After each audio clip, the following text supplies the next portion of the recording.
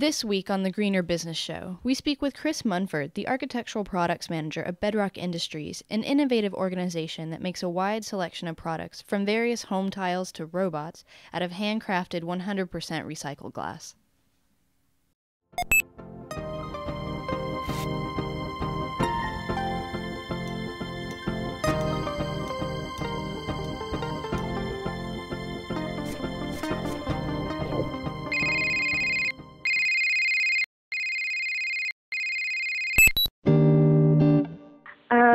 So, Chris, thanks for joining us today. Could you go ahead and start by telling us the name of your company and the main goal of the business? The company's called Bedrock Industries, and we're a producer of glass products made from 100% recycled material. We're in Seattle, Washington. The business was founded in 1992. Our main product's a recycled glass tile. It's 100% recycled material using consumer and industrial waste to get our color stream, so we don't add any new colorants or oxides to it. It's a very organic product that kind of varies with the waste stream. And we have a whole line of garden art and gift line items and dinnerware and things like that that we make from this glass as well. And how did Bedrock Industries get started? It was founded by Maria Ruano, who she's a tile maker, was a tile maker working in stone, making terrazzo, and she developed this method for making this fused glass tile using consumer bottle waste, and developed that into the Bladestone line, which uses consumer and industrial waste together in recipes. And she started that in 1992, and that's was kind of the product she was looking at making something out of trash, and this became it. Can you tell us some of the specific products that Bedrock makes, and maybe some of the other projects that you guys are working on right now? Our tile is a fused glass material. You know what that means? It's different than cast glass. Tiles are made from dry material that's the consistency of sand to kind of a rock salt, scaled in that range from like a flour to sand to a rock salt that we're able to recombine and fuse into a new material.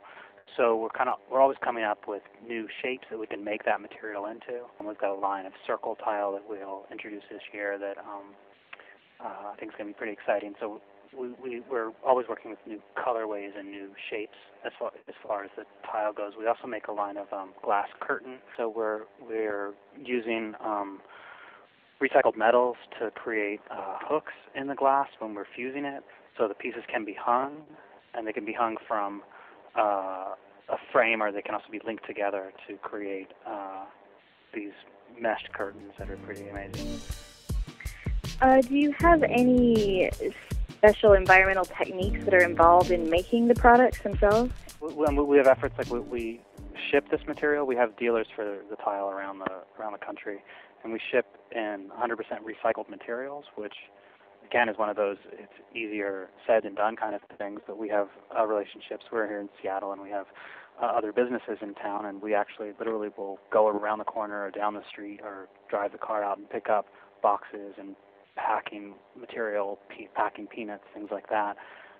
So we ship our stuff in recycled material as well, which is impressive at times, considering that we're shipping out orders for thousands of tile all around the country, and they have to arrive there. It's glass, so it has to arrive there unbroken.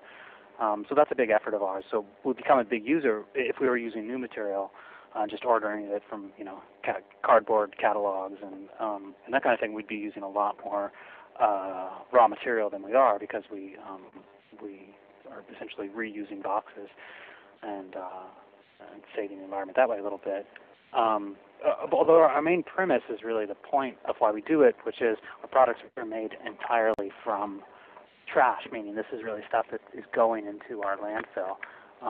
Glass recycling is popular in a lot of parts of the country, and a lot of times it's carried out at an expense, because glass is currently not a material that many recyclers see as a very valuable material. Our point is to value this trash by paying people for braining it here. Our colors come from consumer bottle that we're paying people 20 cents a pound when they bring it in here clean. So there are people that come in here. Usually it's kind of lower income people or schools raising money, with minivans and bags filled with bottles, and we'll put them on a scale and they'll weigh out, and we'll pay them for it. 100 pounds is worth $20 if you bring it in here, and it's clean and we can accept it. So, and this is stuff that really would be going into the waste stream. You know, you're throwing this out. At best, you're putting it in a recycling bin. Although people often find where that glass recycling truck goes, they wouldn't be as pleased with their output of it. Could you describe in a little bit more detail the physical process that's used to make the glass from, you know, a recycled bottle that someone can bring in to Sure. a piece of tile, for example, that you sell? Glass fusing happens when you're able to recombine these multiple glass pieces into one piece again. In our case, there literally are thousands, grains of sand kind of count of these pieces that we're recombining into a single tile.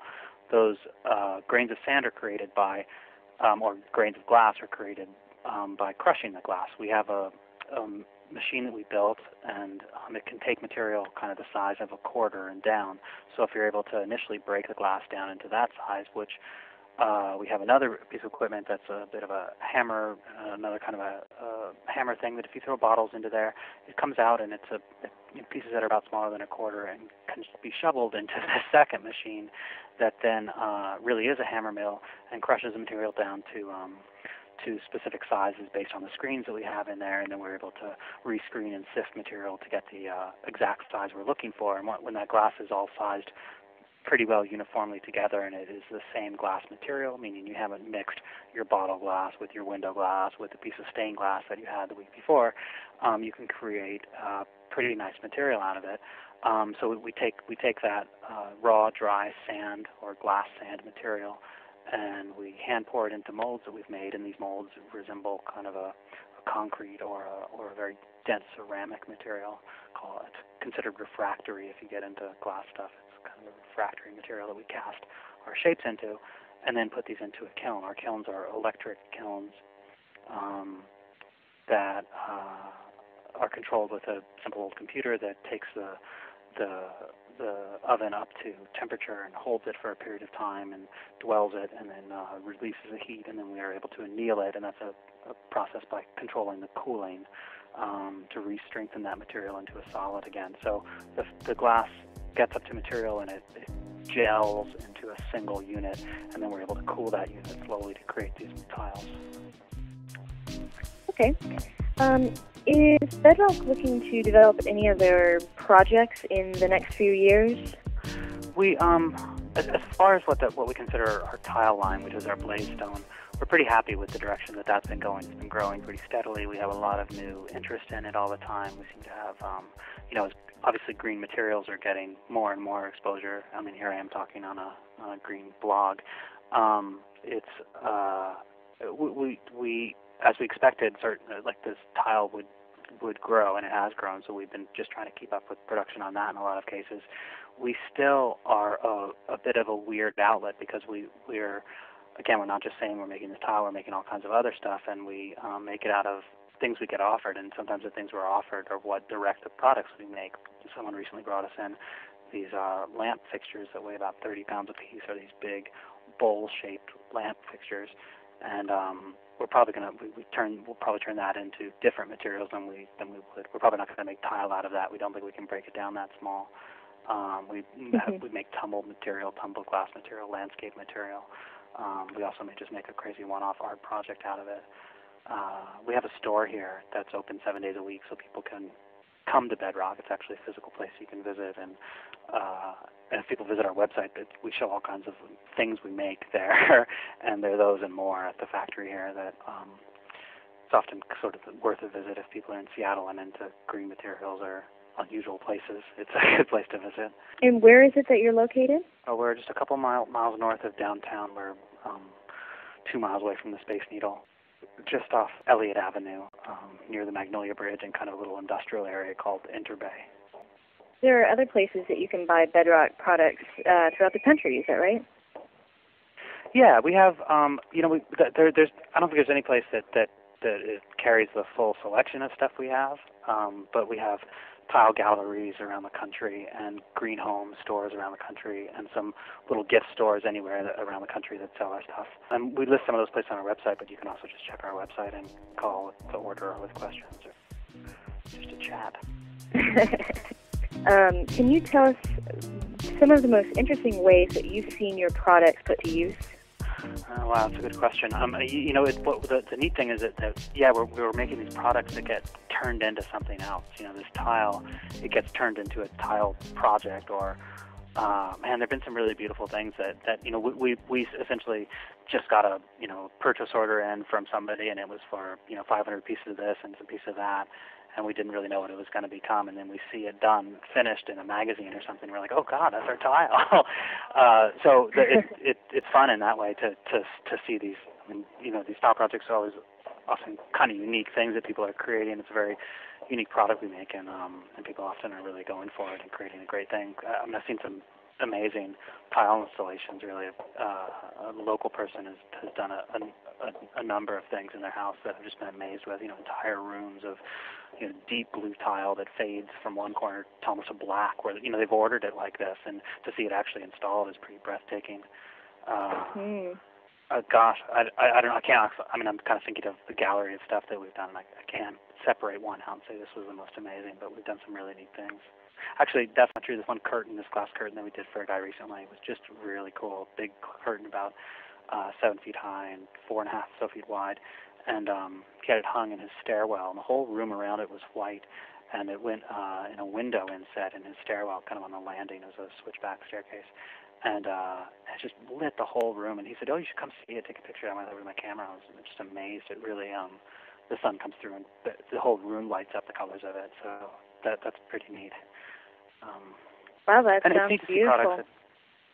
It's neat to see products that we've got 30 different colors and 30 different shapes and don't have minimum orders, so it lets people kind of come up with whatever they want. Unlike when you go into most tile places, you can buy a box of 50 or 25 tile and take them off the shelf. Or sometimes you'll find places that have artesian tile that you can buy one and two at a time. But that's how they sell ours, like loose mosaic material, and it's fun to see people really get into it when you see these orders come in that they probably got little paper cutouts of what a tile looked like and printed out sheets from the website and laid it all out in their mind, and here ordering it. So it's cool to be a part of these creations that people are doing.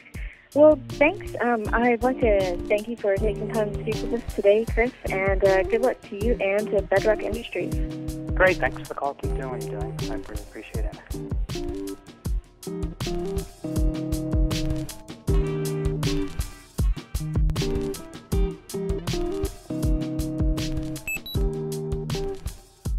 For more information on this and past episodes, please visit us on the web at greenerbusinessshow.org or email us at contact@greenerbusinessshow.org.